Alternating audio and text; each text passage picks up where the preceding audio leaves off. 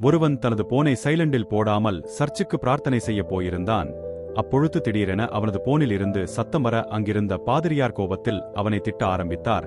அதே நேரத்தில் அங்கு வந்த மற்ற அனைவரும் கூட அவனை வசைபாட செய்தனர்.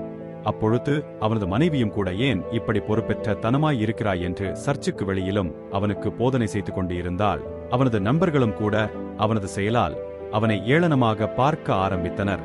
அதனால் அவன் மிகவும் மனமுடைந்து வெட்கி தலை குனிந்தான். திரும்பவும் அந்த சர்ச்சுக்கு செல்லவே கூடாது என முடிவு எடுத்திருந்தான். அதே நேரத்தில் அன்று மாலை சாராயம் குடிப்பதற்காக பக்கத்தில் உள்ள பாருக்கு சென்றான். ஆனால் காலையில் நடந்த விஷயத்தை எண்ணி இன்னும் அவன் பதற்றத்துடனே காணப்பட்டான். அதனால் அவன் கையில் இருந்த கிளாஸ் கீழே விழுந்து அதிலிருந்து மது பக்கத்தில் இருந்தவர்கள் மேல் தெரித்தது. அங்கிருந்த அனைவரும் அவனை நோக்கி வேகமாக ஓடி வந்தனர். எப்படியும் இவர்கள் நம்மளை அடித்து உதைத்து காலி செய்ய போகிறார்கள் என்று கண்ணை முடிக்காது கொண்டிருந்தான். அப்போது அங்கு வந்த அனைவரும் அந்த உடைந்த கிளாஸினால் உங்களுக்கு ஏதாவது அடிபட்டு இருக்கா என்று கேட்டனர். அங்கிருந்த பார்ட்டெண்டர் என்னை மன்னித்து விடுங்கள், இந்தாங்க நாப்கின், இதை வைத்து துடைத்துக் கொள்ளுங்கள் என்று சொன்னார்.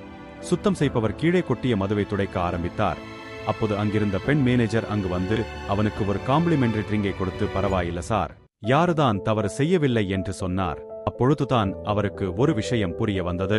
நமது தவறுகள் ஒரு சில நேரங்களில் ஒரு சிலரை கோபப்படுத்தலாம். ஆனாலும் மற்றவர்கள் தவறு செய்யும் பொழுது அவர்களை நாம் எவ்வாறு நடத்துகிறோம் என்பதிலிருந்துதான் சரியான மாற்றங்களை நாம் உருவாக்க முடியும் என்று அவருக்கு புரிய வந்தது. இதுவரை ரேஜ் கோட்டை நீங்கள் பின்தொடராவில்லை என்றால் இதன் பிறகு நாம் மீண்டும் சந்திக்க முடியாமல் கூட போகலாம். அதனால் ரேஜ் கோட்டை பின்தொடருங்கள்.